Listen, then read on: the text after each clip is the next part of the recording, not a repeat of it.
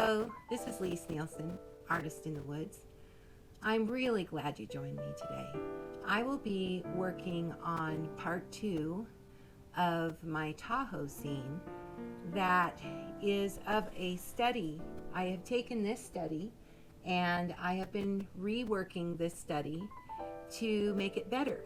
And so in my last video, I did my block in and showed you how I reconstructed the composition, and I reworked the values as well and simplified the painting.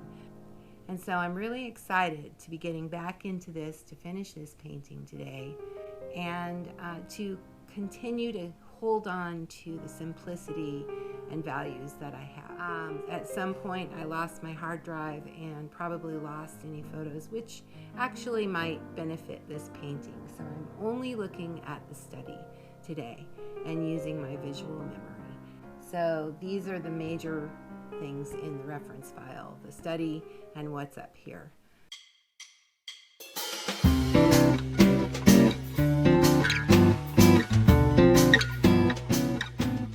I do want to develop the trees, so I will probably start with the trees and then I'll work my way forward. And these shadows definitely need to be developed some, and I don't want to lose the lights that I have there because they're helping us go through the painting right now. I can come up with some plants or something up in here that do not detract from that. I can do maybe a small tree growing up in here, and I may go ahead and throw that in. I mixed up my colors. Here you'll see up in this area here, I have this muted reddish greenish tone here. I used my alizarin, my ultramarine blue, and then a mixture of the yellow and some white. And I'm sticking with the cooler colors because these are at a distance. I had a green that was already mixed, and so I pulled that off and then I dulled that down to make a warmer, a little darker, warmer green than this. And so I used my ultramarine, my alizarin for this, but just in different quantities. You don't want all your dark to be lost, of course, but if some of it is, it's really not a problem. You can always use your palette knife to scrape things out if you need it to be thinner than it is going on. So I'm going in with now some of my darker colors, and I can blend some of those. So as it goes down, it will be darker, and you can see, you can watch my brush strokes here. I'm just doing quick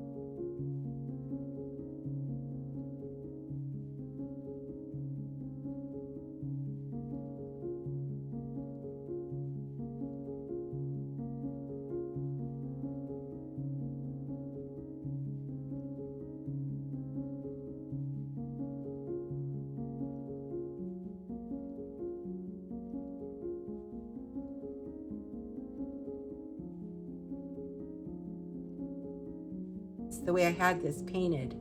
It was bothering me because there's not enough dark underneath here to support the image of this tree here. So I will go in with the shadow around the bottoms of those trees.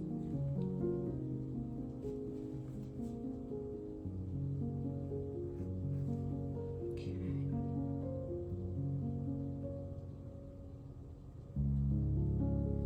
I rather liked that one. I didn't want to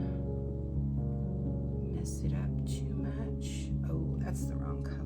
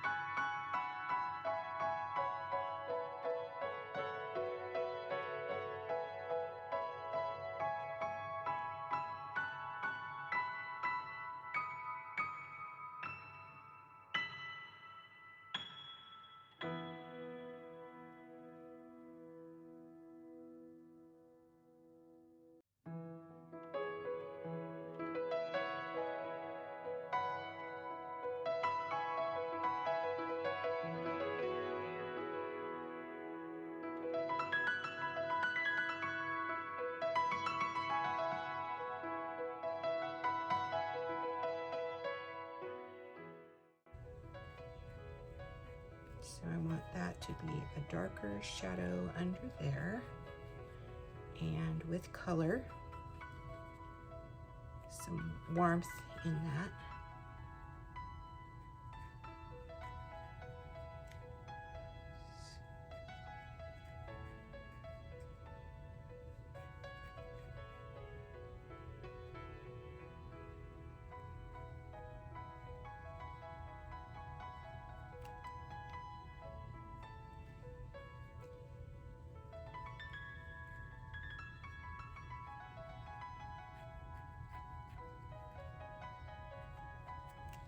Okay.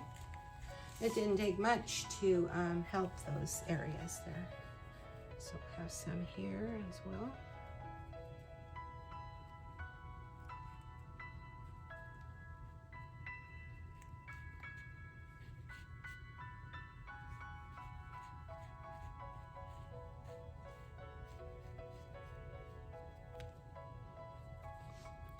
And on this side.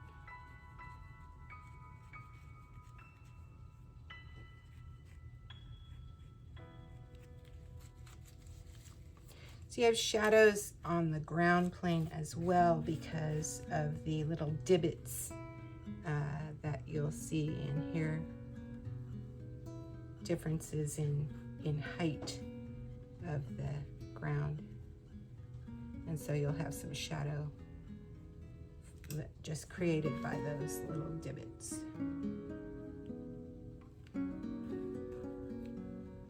This grass is out on this path some.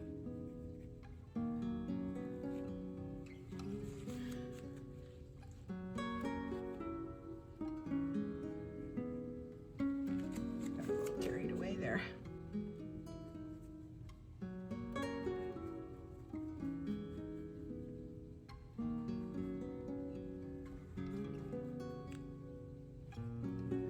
Too dark, I don't know. Remember, I'm trying to keep that light, so I don't want to lose what I've got.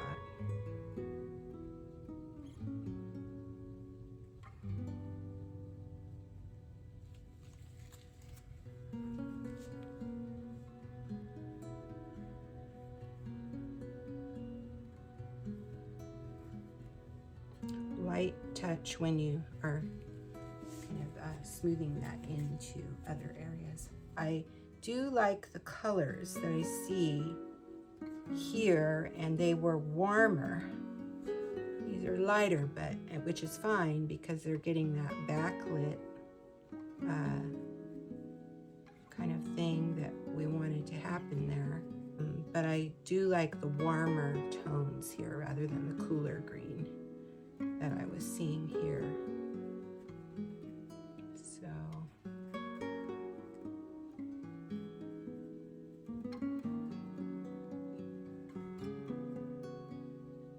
Starting to look like a Christmas tree. I don't want that.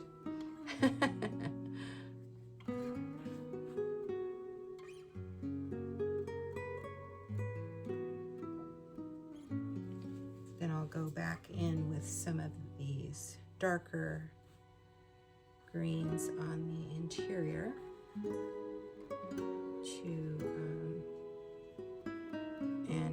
there are some mid-tones in here. So as I smooth around in there with the brush, I kind of look at the, I'm letting my study guide me.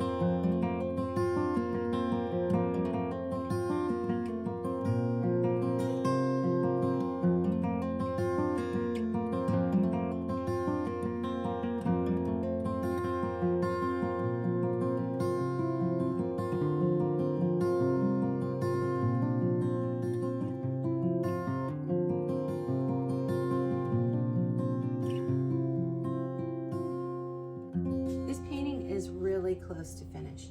I just want to key in on this because I want to show you, once you get the block in, if you've done it right, it really doesn't take a lot to finish the painting off.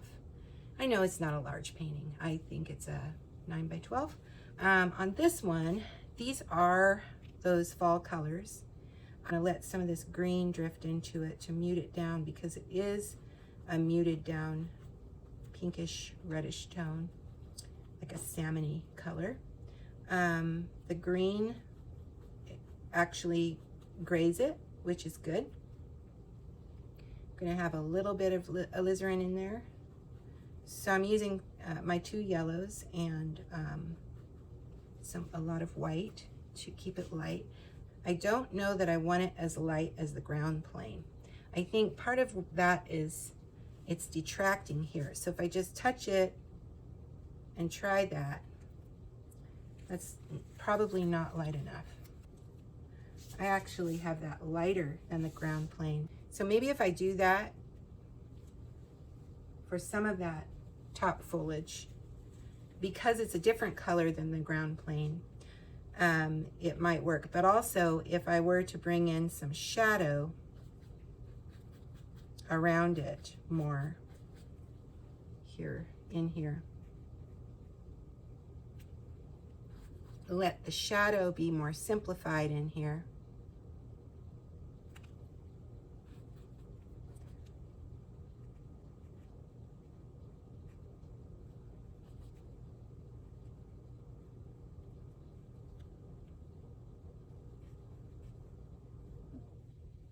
Let's calm that down a little bit.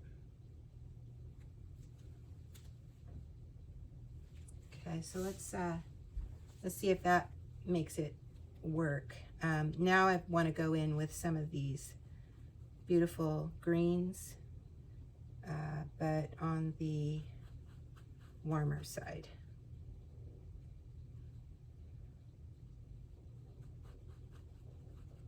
A little blue in with that.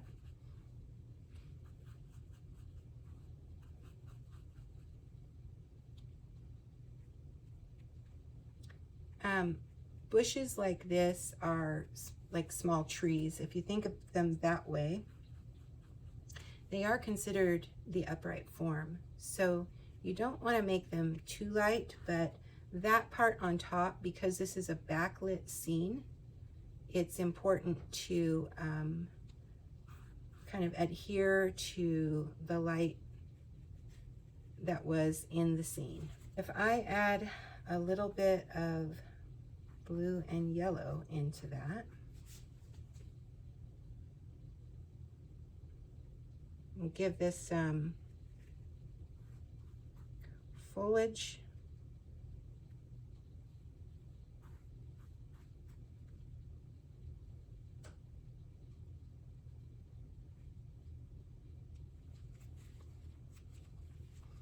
And then I can go in kind of in between those.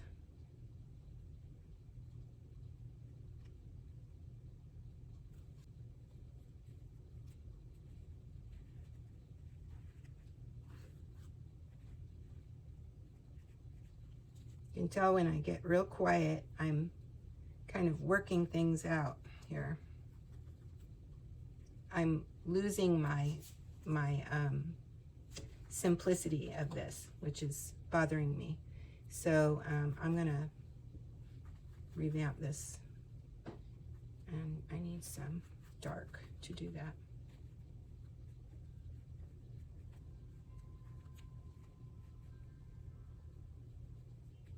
See, now it's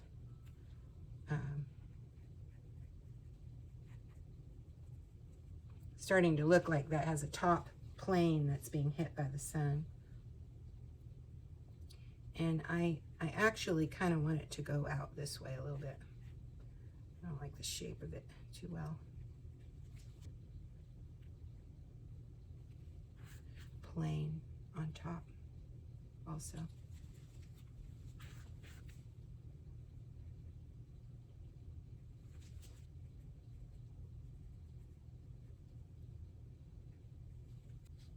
You know, some of these plants have just a hint of color in them. And if you can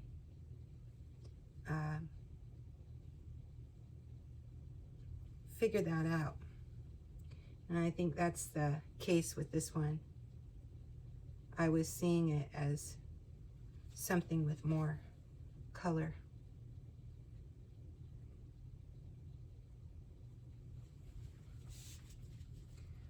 It's better.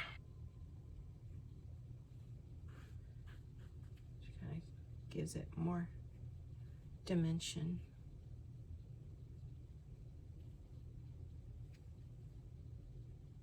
And that actually is kind of a balancing effect with the one in back. I examined this a little bit, and there's only one thing that's really bothering me about this. And that is, this is competing with this. So where I brought it up, I did that on purpose. I'm just gonna scrape it down. I just don't want anything competing. This area right in here, this is my main event right here. This tree really brings our eye this way, and then we can come around it this way and kind of go on through the painting. It's like a circular composition, actually, more than what I had been aiming at to begin with. I am going to go in with my negative space first and bring this down in, paint over that area, bring it down as a shadow.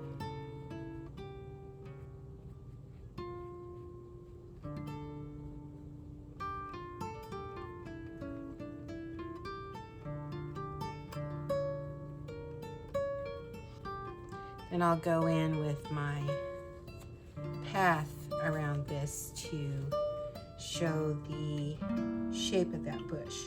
So that's what I'm going to do. I'm going to let my negative space show the shape of the bush.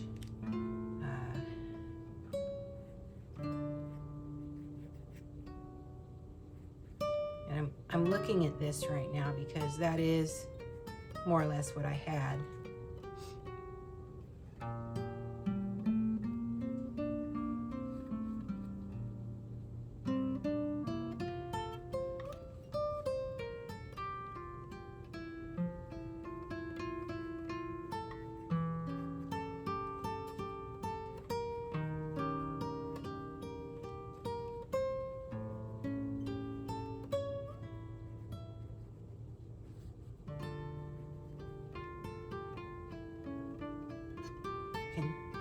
Scrape this down a little bit because that's where I'll put in my light area.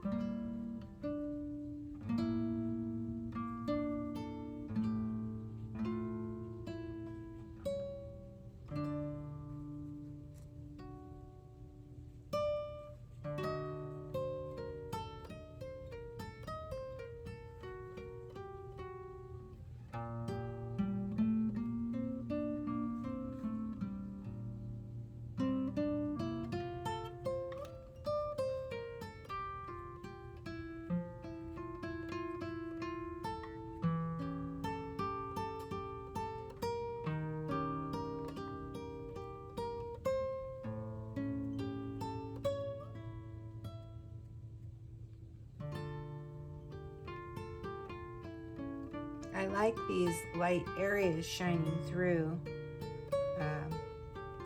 And it really gives you that idea that there's something behind there.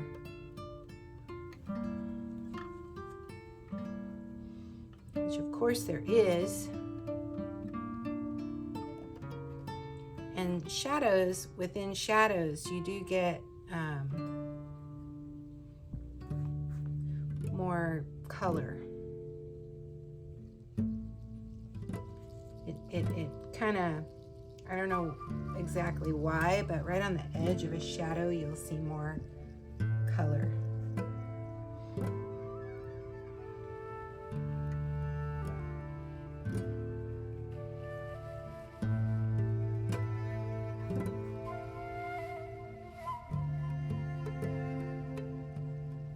Just trying to bring harmony into the scene and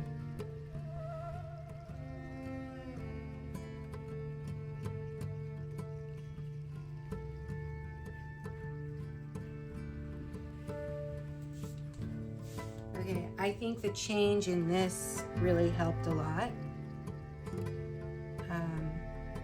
I do get a little heavy with my paint at times.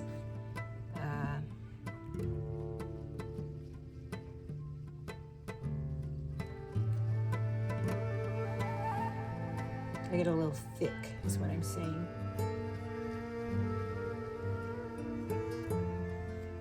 All right, I think that's all working pretty well now. So I like all of this. And then I just want to, oh, by the way, I brought this tree out of the painting. That's one thing that had been bugging me too. So I went ahead and I believe my composition has changed some. So it's more of a circular composition, which is just fine. My idea was good though, and it helped me restructure where these trees were. This just feels too busy to me. So this I think is better.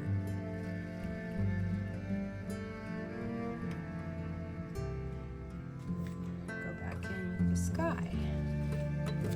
And I want a nice clean brush.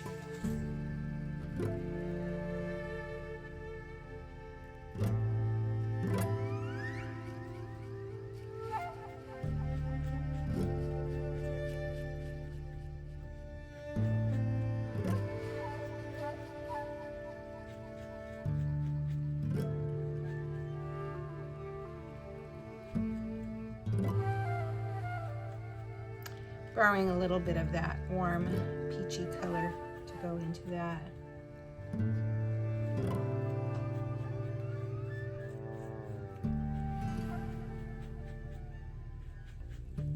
It's a very light sky. So I wanted to be careful about how much blue I was putting into it.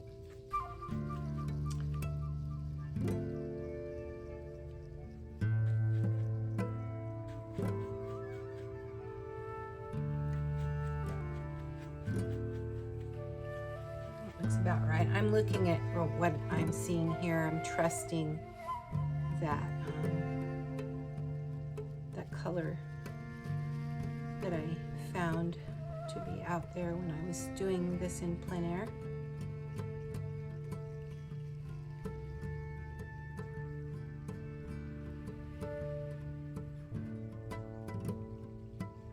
And I can clean up these trees.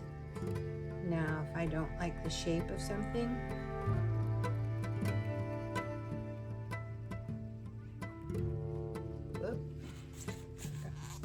you just wipe it. If you get something in it that you don't like, just wipe it. And you can wipe in between too. You use more paint, but not that much more.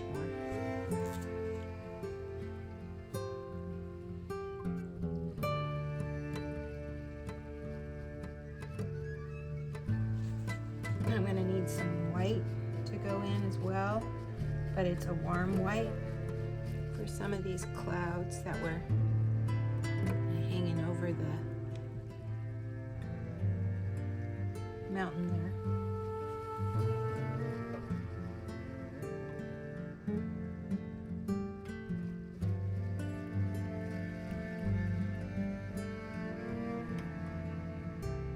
back and soften it later.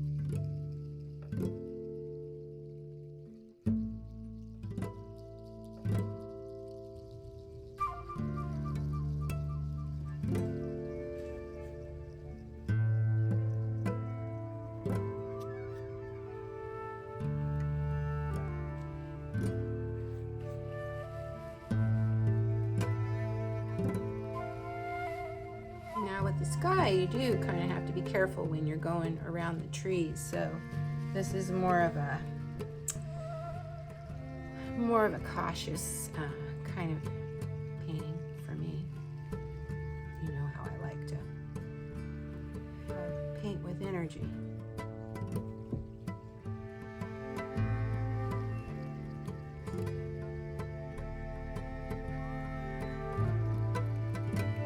So this part is kind of like a dance, taking turns back and forth. So I'll go back in with some blue, and I'll probably go back in with some tree color until I have it just right. I was going to go in with a dead tree or something.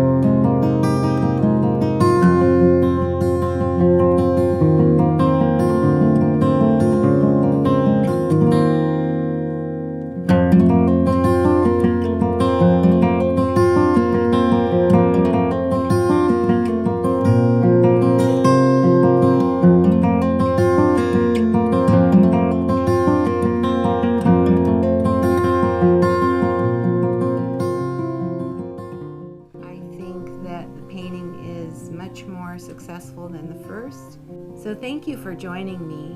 I really appreciate the viewers out there and those who have subscribed to me. If you're liking what you see, subscribe, and you can hit the notification bell and be notified of my new videos that come out. I have some good ones coming up. I'll be traveling and painting and posting, so please keep watching. If you like my videos, please give them a thumbs up as well. So happy painting. Get out there and paint. This is Lise Nielsen, Artist in the Woods.